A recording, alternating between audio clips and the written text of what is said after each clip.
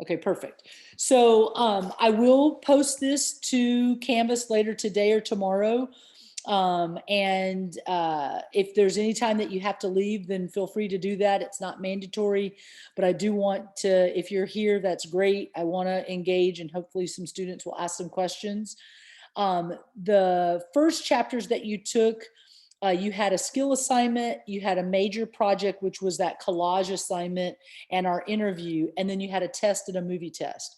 For this next section, you're kind of going to do the same thing. You're going to have another skill assignment, which we'll be doing about a week and a half.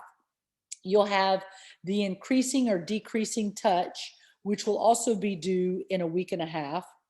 It was supposed to be doing this coming Sunday, but I'm moving it to the following Sunday just so you can have a good amount of time to work on both assignments.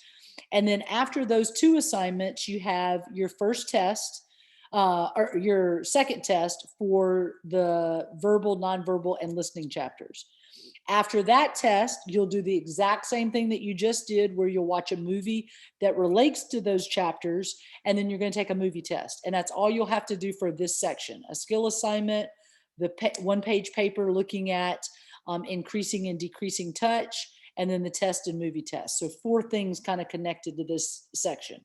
So I'm going to share my screen right now.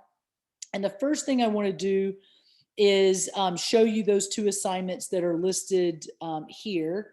If I look at skill 2, you'll see that it's not due until March 22nd. It is already published. No, wait, let's see. No, it's not available till the 22nd. It's due on March the 28th. Sorry about that. So I do want to show it to you right now just so you can kind of see the details about it. But it looks just like the first skill assignment you did.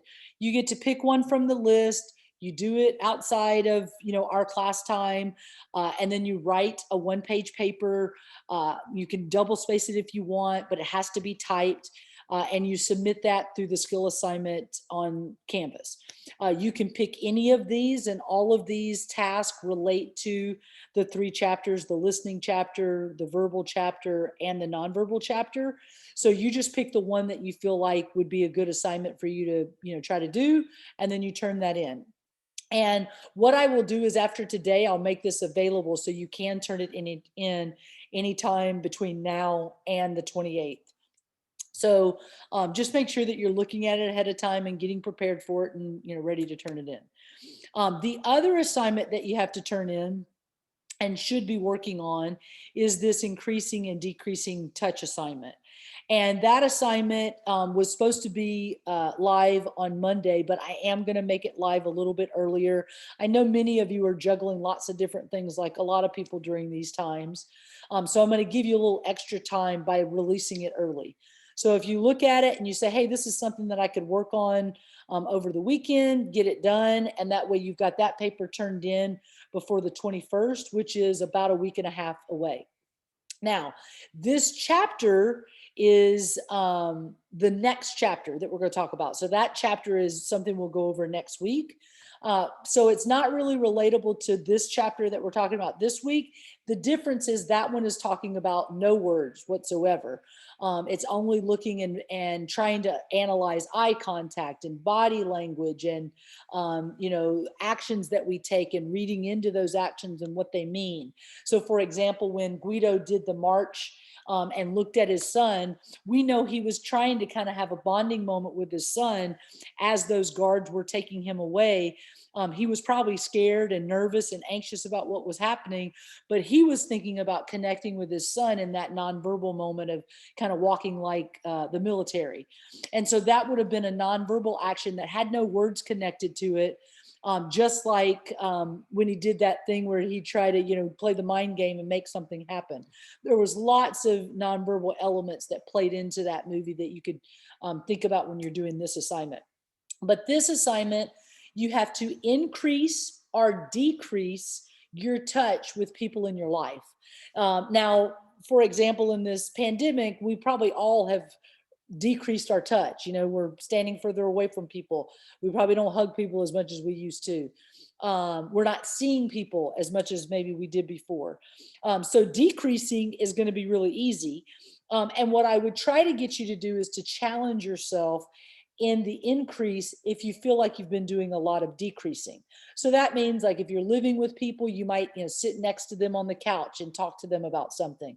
You might, rub their shoulders if you're, if, of someone that you care about and you're trying to give support.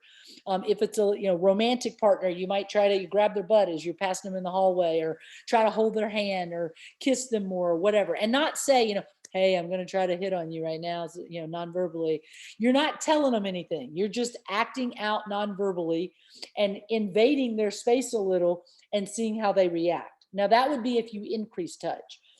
So I know that some people, they're like, oh man, I'm already a touchy-feely person. My kids, I'm always playing with their hair, or, I'm doing something with them, and, we're always, doing Legos, or, connected.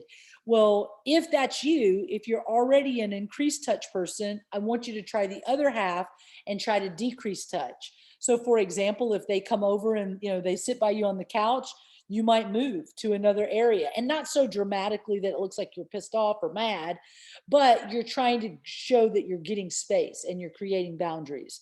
And then you might write about what that's like. So for example, I've had people talk about with their romantic partners, they might hold hands, but then they'll pull their hand away sooner than they normally would.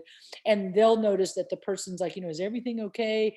And that person's checking in about the relationship, which is a great sign that that relationship is communicating and checking in to make sure things are good. But if you're not paying attention to those nonverbal things, then sometimes you're missing communication in the relationship. So that's what I want you to focus on. And I give you some ways to start looking at it.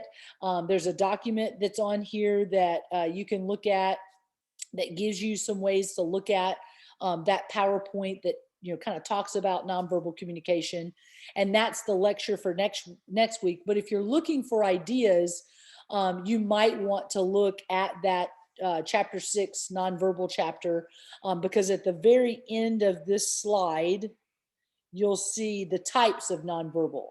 And so there are things that you could pick out of here that would give you a chance to try different nonverbal techniques if you wanted in your skill assignment or in your increasing or decreasing touch assignment. So is there any questions about those two assignments that are due over the next 2 weeks? Okay, perfect. So you're good. Awesome. Okay, cool. So this one is due the 21st, Sunday night, the 21st by midnight. And I will edit that. Let me do that right now. So we're doing it while I'm on here. I will edit it, and it's worth almost a full letter grade. So you want to make sure you do it. Don't wait till the last minute. And I'm going to say today's the 9th. It's available now. And you can do that anytime that you feel like you have the time and you want to get it done. And then the skill assignment, I will do the same thing right now, just so it's available for you to see. Okay, so let's talk about the assignments that you did do. I have graded your test. All of those tests should be graded unless you, turned it in late or something like that. I had gone through all the ones that I had submitted. The one test I haven't done yet is the movie test, and I will go over that probably over the next 2 days. So you should see the grades for that fairly quickly. And then that's going to, kind of show you where you are in reference to the first section of chapters. Now, as we move into this next section, this is looking at the chapter about verbal communication, so words or language.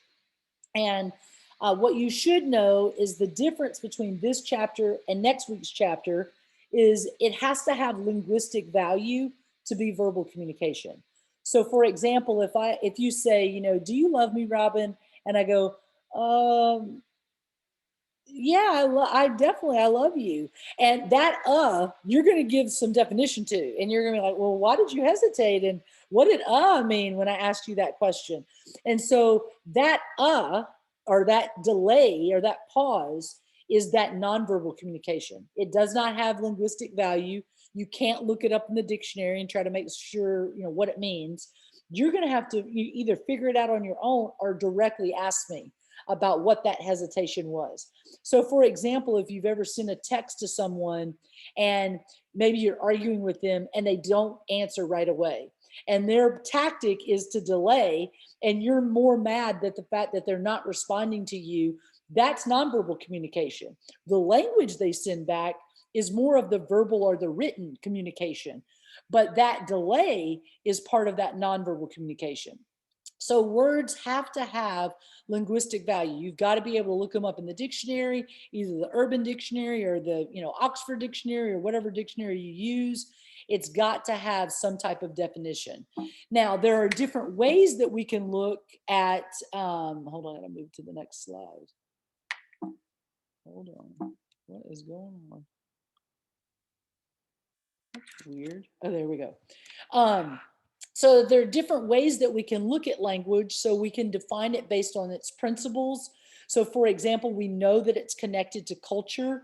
For example, when I'm in the South, everybody says y'all when they're talking about a group of people. They don't say, are you guys going to come with us to Starbucks? They're going to go, y'all going to Starbucks? There is a different way that we communicate based on the culture that we're raised in, the geographic location that we're raised in, the genders that we're connected to. All of those things can have different definitions based on culture. We can also know that it's subjective. So for example, based on my own unique experience, I might answer and say things based on my history and experience. So for example, when I wake up in the morning and someone says, how are you doing? Or good morning, how'd you sleep? I might say fine. Well, fine can be defined in lots of different ways. Fine could be, yeah, I slept good. Fine could be okay. Or fine could be, I'm agitated. There's lots of different ways you can define it. And it's subjective based on the person who's using that language. So it's my own unique experience. I've been in relationships, romantic relationships before, where I've had arguments about the fact that I tell everybody I love them. So, I'm the kind of person like, I love you. It's so good to see you, man. Or I love you, friend, or whoever it is. And my partners in the past might say, well, God, you tell everybody that you love them. And how do I know that you love me uniquely or different than how they, that's why we're not together anymore, because they're that critical. But the example is true, that's just the way that I communicate. That's a subjective, different way of communicating than that person did. And they looked at the way that I communicated as wrong. And I looked at the way they communicated as weird, because that's not how I did it. And that would be subjective. It's based on the unique experience of that individual or that person. Okay, now I'm trying to move to the next slide. Hold on. Any questions so far? Okay, so language has, any questions? Anybody? I see you guys over there. No? Okay, perfect. Nonverbal. Okay, perfect. Language also has punctuation. So for example, punctuation is where we place emphasis on our language. So for example, if let's say that I am with my wife and we've had an argument about finances, and we've made a decision as a couple that we're going to watch our spending. And we say, hey, look, there's a pandemic going on. We don't know how our jobs are going to be. We really got to watch our spending. And we both have agreed to this. And then I go to work and she's working from home. And I come home that day and we have you guys coming over. We're going to have a socially distanced barbecue or something. And you show up. I get home from work earlier before you got there. And when I walk in from work and I say, hey, honey, how are you? She's like, fine, using that language of fine. And I say, oh, okay. And I notice that seems off and short, but I don't say anything about it. And then I go upstairs. Okay, well, good. And well, I'm going to go get changed and I'll be down to help you with dinner. And then I come back down. You guys show up and you can tell things are off. Like you notice that when we're passing the macaroni and cheese, it's kind of, we're throwing it at each other. We're giving each other dirty looks. We're being really short as we're communicating. And finally, you say to us as a couple, guys, are you guys okay? What's going on? Because we're that close as friends.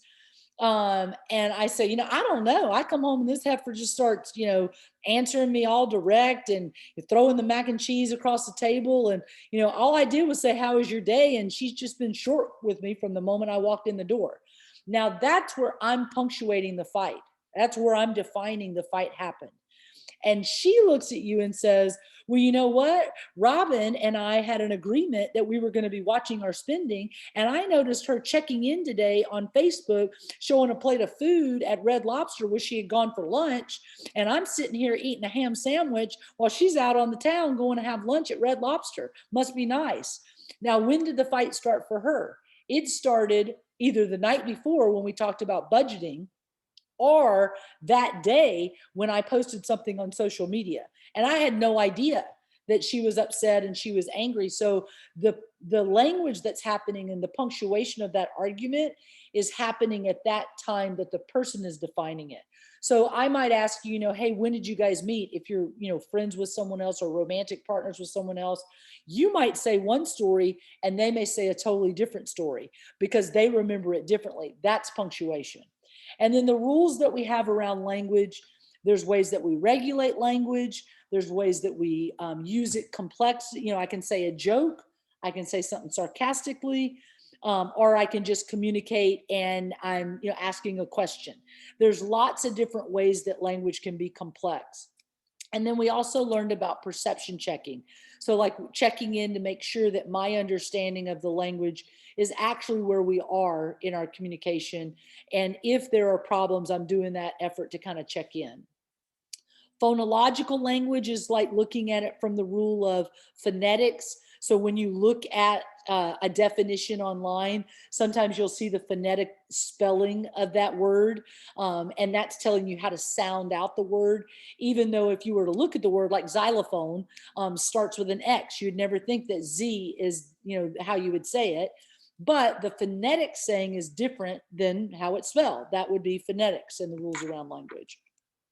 Semantic noise we've already talked about, but semantics is saying that it's the rules around language that we define things differently. So I love you, rubber, Starbucks, love, I already said love, commitment, all of those things we could be defining differently. And that's semantic noise that is creating that difference in our language. And then syntactic is the arrangement of language. So for example, in the English language, we build up, we say lots of different things and then we finally get to the point. In different languages like sign language or in the Spanish language, they'll say the subject and then they give the fillers afterwards. So it's really clear at the beginning what is being discussed. Where in the English language, we build up and we're like, okay, when you get into the point, in that conversation. So there are different ways that language is arranged based on who's communicating and how they communicate. All right, next slide. Any questions so far? I know I'm going fast, but I know you guys would be like, I can look at this on my own. So I'm trying to get you through it. Okay, cool. So let's talk about how language impacts us. And this might be a cool skill assignment. So for example, how we identify with people. I'm a part of the Who Dat Nation because I'm a Saints fan. That affiliation is language. If you're a Raider Nation or, whatever the different football lingo that you have, that's an identity. You're connected to that through that language. And that kind of shows a history or a cultural connection. But we can also show affiliation, attraction, and interest with our language. So for example, the way that we communicate, we might show that we're interested in another person, either romantically or we really like that person. We could also show that we don't really like them. So for example, the way I might communicate with you if I don't care for you might be extremely different than if I like you a whole lot. Attraction. So for example, there are different styles of communicating based on a masculine or feminine style of communication. And masculine style communicators, when they're communicating to share a subject. So they want to get to the point. They're talking about what they want to talk about. They're not going deeply into building it with fillers. A feminine style communicator will tend to be more building connection, really telling a story, trying to build that connection with the other person.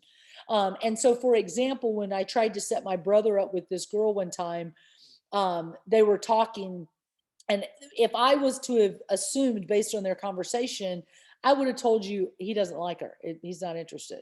But when she walked off, I was like, hey, David, what did you think about Jamie? And he's like, man, she talks a lot. And I was like, oh, well, I didn't think you liked her. He goes, oh, no, she's hot. He goes, I liked her, but, she just, talked a lot. And I was like, oh, okay. And so then I saw Jamie later on and I said, oh, what'd you think about my brother? And she goes, oh my God, he's so cute. I like him. Do you have his phone number or whatever? I was like, oh yeah. And I said, oh, well, he likes you too. And she goes, oh, I didn't think he liked me. He didn't say anything. Well, I tell David that story, and David says, well, what was I supposed to say? She asked me what my name was. She asked what my major was, where I went to school. What else? I answered the questions. And for him, that's a masculine style communicating. He's answering the question, he's getting to the point. He's like, what else do I do? And she is looking at it as she communicates, which is she's trying to build communication. She wants to build connection. And that could have been problematic in that first meeting if I had not been there to kind of help them try to figure that out. But ultimately is also how they broke up, because what do you think happened when they got in fights? I'm going to have one of you tell me. I'm not going to say it. How did they fight based on that style? A lack of communication Okay, between each other. right. But how do you think the masculine style communicator communicated in fights? He was straight to the point when Yeah. she was how do you say? She will build up the suspense, I guess you can say, in a way, Right. to her point. Or she would want to talk about it and process it, and he would be like, I'm mad, we don't need to talk about anything else, you did this and I'm mad. And she wanted to process it and talk about it, and he was like, look, you're pissing me off even more, forcing me to talk about it. And that is eventually what made them break up, because they couldn't do that dance between those two. That's exactly right, Victor. And so she would see it as, well, if you love me, you talk about it, you try to work on this and fix it. And he would think, well, look, if you're forcing me to do this, then you don't love me. You're not understanding that I can't just process and process and process. I will work through them on my own and think about it, and then I'm going to come back to the relationship, but I can't be forced to talk about it right now. That is showing a different style of communicating and how language can impact us. Great point, thank you. Okay, so let's look at that. I'm going to get to that slide, hopefully, if I can get my freaking computer to move. Oh, there we go. Hold on. So masculine style communicators and feminine style communicators, it's not connected to biological sex. So for example, you could be a male and be a feminine style communicator. You're just more connecting with your language. Doesn't mean you're gay, doesn't mean you're transgender. It just means that your gendered communication based on a masculine style or a feminine style and how they're defined is more in that way. Some people are more non-gendered in their communication. So they will switch depending on who they're communicating with. So for example, if they're really good in sales, they'll kind of figure out what style does this person need to close the deal. So if that person acts like they want to talk a lot, they'll be more feminine style in their communication. That person doesn't really say a lot, it's really short, they'll know that they need to just be, right to the point and, not pushy, and, just share the details or the content of what needs to be discussed. And so it's really interesting to kind of test that on yourself. That might also be a skill assignment that you do, where you kind of watch the communication styles around you. And if you're having arguments in your relationships, you might ask yourself, is this part of what's playing into that? So, is what we're arguing about, is our style of communication is so different. And then the other two is convergence and divergence. So convergence is where we adapt our language to the people around us. And divergence is where we divert or we change our communication to not really assimilate with what's being said. So, for example, if you and I are talking about someone and that person walks up, we might continue our divergence and leave them out of the conversation, our innuendos or inside comments or whatever. And they may know that we're talking about something, and we may even be talking about them, but they don't have any proof, because we're able to divert the communication and leave them out. And it can totally feel awkward if you've ever been the outsider before and you're standing there like, okay, I know they're talking about something, but they're not filling me in, and this feels very weird. That's divergence. But A convergence would be where we'd say, oh, hey man, we're talking about the teacher, come over here and let's, talk together. We're talking about the boss or whatever it is. We're bringing that person into the conversation and we're converging our language together. A basic way to look at it might be if I'm walking by and I have some students speaking in Spanish. If they continue to speak in Spanish and they know I speak English, then they are divergent. They're, continuing in their language pattern. They're not bringing me in. It's not an insult. It's just they're in their conversation. But if they're like, hey, Miss McGehee, we're talking about blah, blah, blah, blah, blah, that would be convergence. So make sure you kind of know the difference of those two to understand them for the test. And you'll see sometimes in relationships that people will use that as a power move. So for example, you might be hanging out with friends and one friend, the way that they show power is they divert communication with another person to kind of leave you out. Or the way they bring you up and build you up in the relationship is they converge and bring you into the conversation. So convergence. All right, and those are defined right there. You can look at those later. And then power, this would be hate speech. Again, using the styles of communication to leave a person in or leave a person out. There's lots of ways that you can own power through language. How I talk to you, all of that stuff, can be a power play on language. So there are tips for more positive language usage. So be silent. Remember that you got 2 ears and 1 mouth. So think before you speak. A lot of times people mess up because they have diarrhea of the mouth and they blurt out something that they can't take back and make it go away. If you say I hate you, or I think I want a divorce, or whatever, F you, all of those things are things that's going to be really hard to repair and just move forward. So you got to be careful with what you're saying before you say it, and think before you speak. Listening is a really good tool, and we'll talk about that as we move forward in the semester. So move to the next one. It's crazy because sometimes it'll move in the, oh, there we go. So there's about 50 of them there. So dual perspectives, that's remembering that, I have a way of looking at it. You might have a way of looking at it. And if I'm going to be positive about language, I'm going to say, hey, look, opinions are like a-holes. Everybody's got one. And we might have to agree to disagree. You're going to look at it one way. I'm going to look at it a different way. And that's just how it's going to be. But understanding that those dual perspectives bring, different lights and perspectives to the conversation. And sometimes agreeing to disagree is the easiest way to move forward. Own your own feelings and thoughts. So nobody makes you feel anything. If you choose to feel a certain way, that's up to you.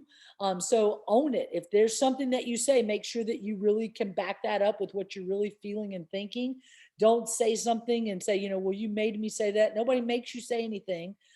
You own your own feelings and thoughts. Respect others. So how you communicate can really help in language. Make it is not only just yes sir, no sir, or whatever. It could just be the way that you communicate with other people and the way and the positiveness that you're sharing as you're communicating. Strive for accuracy and clarity. So if I say meet me at Starbucks, I'm not being very clear. And if you don't say which Starbucks, you're not being very accurate. So we need to make sure that when we're communicating, we're striving for both of those things: clarity in our language and accuracy about what we're talking about. Make sure that you use I language. So I, am feeling this certain way, and we'll talk about what I language is in just a second. So, when I come home and the house is a wreck, I either think that, you got too much going on, you can't keep up on what's going on, or, you don't have respect for our house, and, I'm trying to figure out what's going on. That would be I language. I'm not saying you, I'm saying, when I come home and this is what I witness, this is, kind of how I feel about the situation. And I language is a really good way to own your own feelings and thoughts. What are you feeling? How are you experiencing it? And owning it in the next steps of the communication. Another positive language tip is to use non-evaluative listening.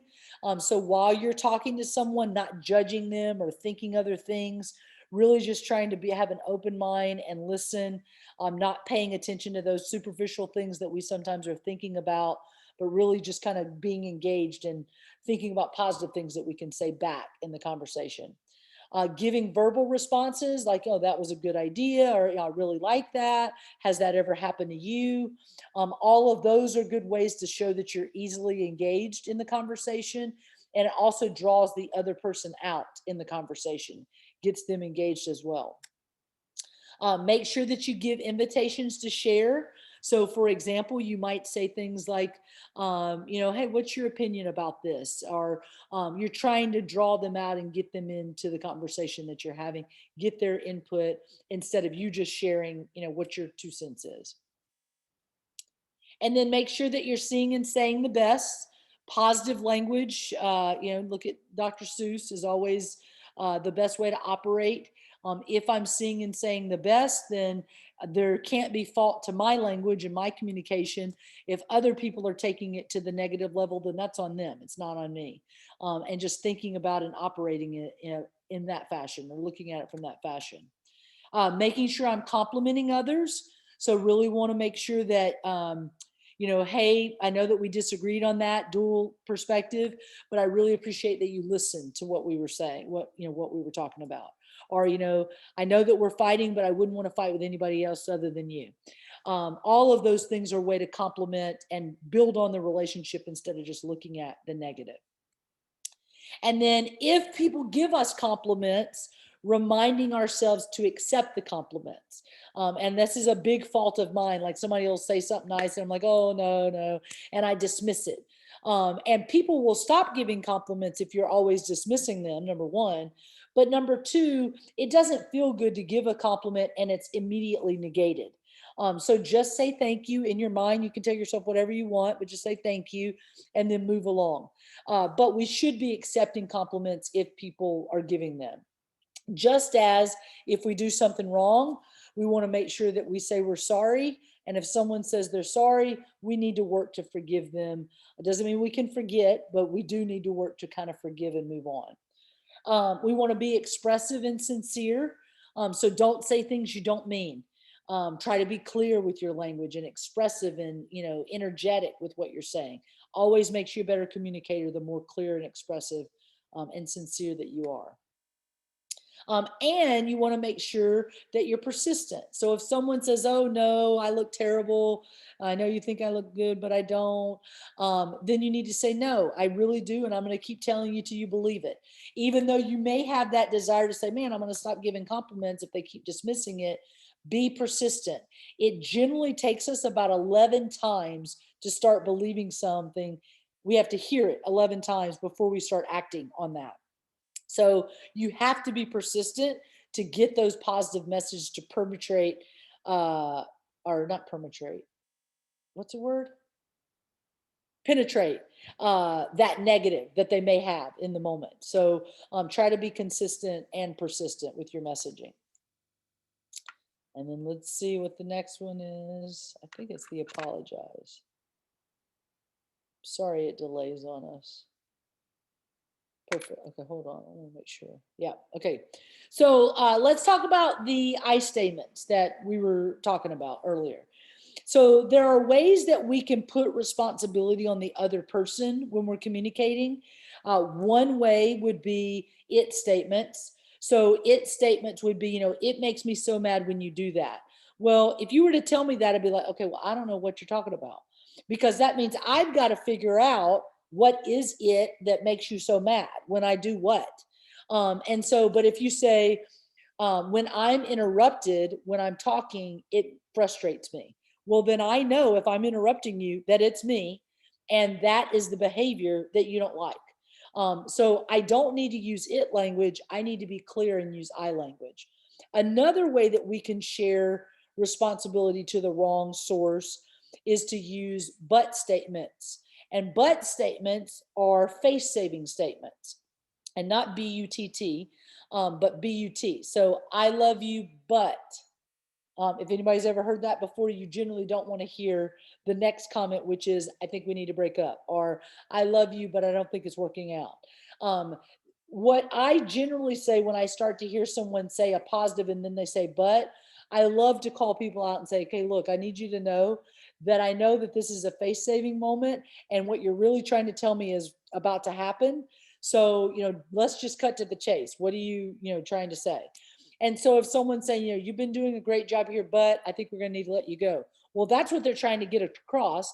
And they want to feel good about what they're doing. So they're going to tell you the positive part before, and it's putting the responsibility on you to try to figure out what they really mean.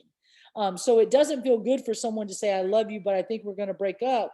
Now you feel like you're bipolar. Like, do they love me or they want to break up with me? I don't know what's going on. That would be butt language or butt statements. So make sure that you're trying to avoid those. Own your feelings, own your thoughts, and just say it, whatever it is, even if you feel direct. Make sure that you're owning it as you're communicating. Another type of statement is, let's see if the next one, I'm going to let it come up first. Question statements. So, for example, I might say to you, what do you think about Robin as the teacher? And you're giving me input. And I say, oh, yeah, I feel the same way. But I don't really say anything. I just use you and your comments as the baseline of what I'm saying. Or if I say, do you love me? That's a question statement. I'm putting the responsibility on you to tell me how you feel about the relationship. What do you think about our relationship? All of those things are question statements. And the best thing to do when someone uses that is to say, I don't know, how are you feeling? Put it on them if they're wanting to ask the question. A great example of something that happened to me one time is I worked at this job. I'd just been there a couple of weeks. And this girl that really didn't like the boss came up at lunch and she said, hey, what do you think about Jan, our boss? And I was like, I don't know, I'm still learning the place. I said, she seems okay. And she goes, oh, well, I think she's very pushy. And started going off about all this stuff. Well, someone at another table heard the conversation and went to the boss, Jan, and said that they had heard me and this other girl talking about Jan in the lunchroom. And so I'd only been there 2 weeks. They brought me into the office and she's like, I heard you guys were gossiping in the cafeteria or whatever. And I'm like, oh my God, and the other person, before I could even say anything, says, well, I just asked Robin what she thought. And she said that she'd only worked here for a few weeks, but, agreed that you were too controlling and bossy. And I didn't say that. All I said was, oh, okay, yeah. And I was just in the conversation of what her questioning about what I thought about the boss, but I had ownership of it because she was asking me the questions and pulling it out of me to comment about the boss. The best thing to do in those moments is to say, I don't know, what do you think about the boss? Put them on the spot and make them own the language, not you. And if you want to own it, then you get to I language. And I language is where you're taking responsibility for your own language. You're in ownership of everything that you're saying. And you're saying, this is how I feel or think about whatever you're communicating. The last one is you statements that can place responsibility somewhere else. So if I say, you make me so mad, or you never do anything around here, or um, uh, whatever it may be, you're so dismissive, or whatever it may be. Whatever language I'm using is going to make that other person defensive the moment I start saying you. So I want to figure out how to take responsibility. And again, it's I language, to be able to take ownership of how I'm feeling and say, I own it. This is how I feel, and I'm going to own it in this moment. So, for example, when my brother was living with me, he had just moved here from Mississippi. I told him he could live with me rent free as long as he was going to school and he had a job. And he did that. He went to school at Fresno City, and he worked at a night manager at a local hotel. And he would come home from work and he would wake and bake. And any of you people into CBD or pot smoking, you know what I'm talking about. He would get off work, he'd have a doobie, he'd make a pizza in the kitchen, and it would look like the freaking Pizza Hut was located in my kitchen. There's stuff everywhere. It looked like a madhouse. And I'd wake up in the morning, he'd be jailed out on the couch, and I'd go into the kitchen and it looked like a bomb went off. And pretty soon I was kind of done with that behavior. And I had only said there was only 2 rules, right? Go to job, and I mean, get a job and go to school. But now I'm mad because he's leaving the place a wreck. But I didn't say that cleaning the apartment was part of what he needed to do. So I could have went in there and said, you don't do anything. You're such a slob, blah, blah, blah, blah, blah. But that would not have helped the communication. I needed to figure out how to have a conversation with him that wasn't going to inflame the argument, wasn't going to make him more mad and pull him down and not communicate with me, and not turn it into something where it's like, F you, I'm moving out or whatever. So I had to use I language.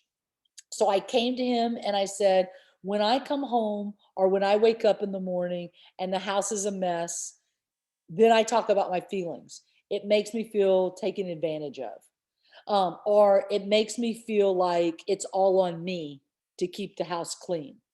Now, I'm telling him how I really feel.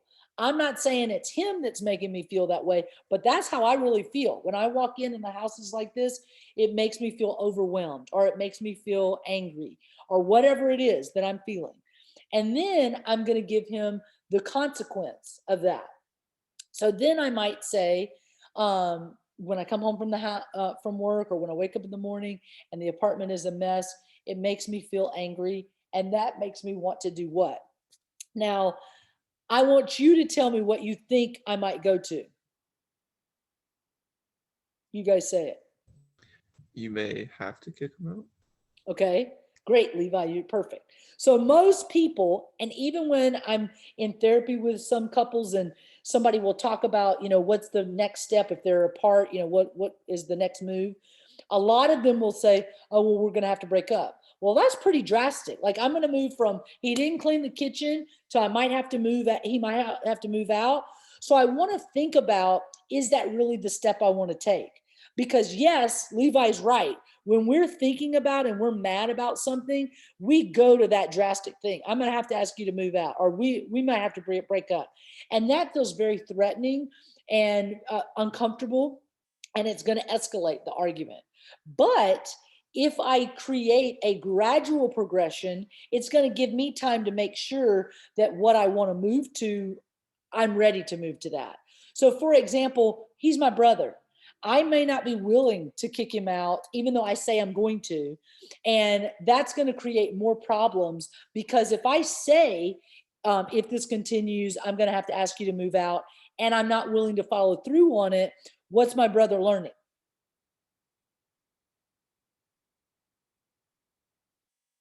I'm asking you.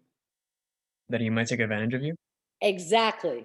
So it's just like if I take my kids and I say, look, if you act up in this Target, I ain't gonna buy you anything. And they go in and they act a fool, and I say, see, I told you guys, you're not getting any toys. And then we go to the checkout area, and Target strategically has all that junk that's right there at the exit, probably for parents, where like, here's some gum, here's some little toys, here's some candy bars, and everything else that you might need at the last minute. And then my kids start acting out again. And let's say I say, hey guys, if you pull it together, you can pick something out of this, little checkout area right here, but you got to pull it together while mommy's checking out.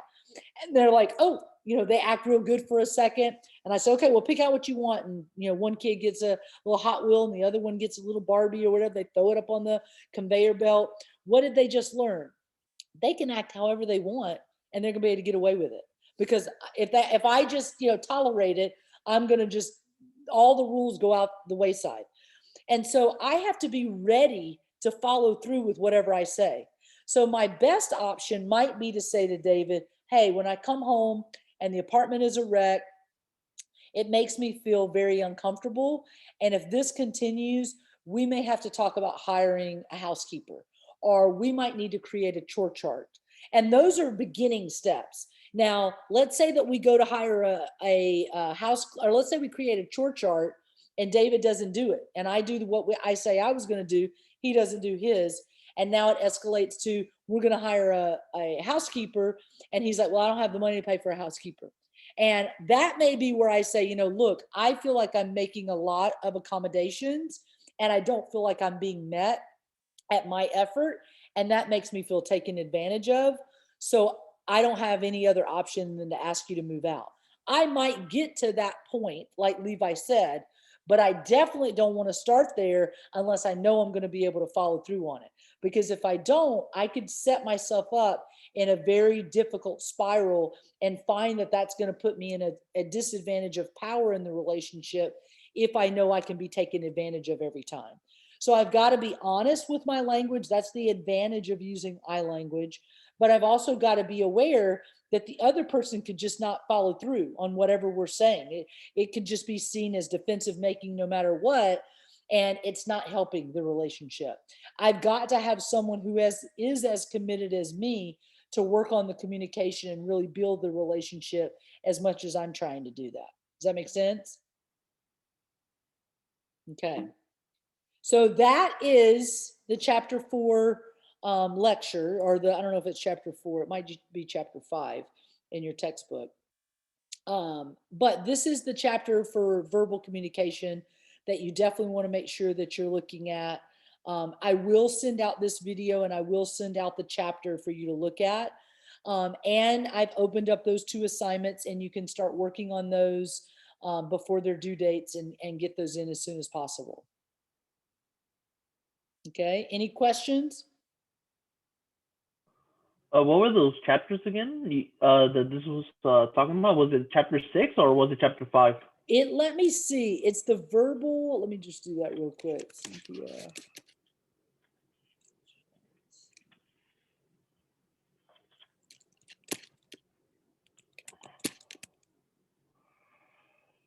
It would be chapters 5. The one we just talked about was chapter 5. Next week is chapter 6. And then the following week is chapter 4, the listening chapter. So, Okay. so the 3 chapters that you want to read are chapter 4, 5, and 6. By any chance, are you going to be giving lectures on those? Yes. Video lecture? Okay. Yeah. So next week I'll do the nonverbal, and then the following week I'll do the listening chapter. Yeah. Okay. Yeah. I learned better with your video than the actual book. Honestly, Yeah. I think I've only gone to the book like once, and Yeah, then I no just worries. left it. And that's why I do the YouTube videos, because I feel I'm the same way. I'm very, I have to have like the hands-on. I cannot do the book. Yeah. No, I I read feel it once. Yeah. Nothing. When I And was in nothing college, stuck. when I was in college, I bought textbooks and I would tell my friends they were really high-dollared coffee table, the things you put your drink on, coasters. I said, those are my high-dollar coasters, because I'd put them there. And I said, well, there's, my college textbooks. You can use it as a coaster. So luckily, this is not a textbook that we're wasting the paper, but a Yeah. lot of students struggle with it. So don't worry about that at all. Just watch the video and read the PowerPoints. Okay. Thank you so much. Yeah. Okay, cool. All right. Well, you guys have a good day, and I will post this either tonight or tomorrow. All right. Thank you so much. Bye-bye. Bye-bye. Bye-bye.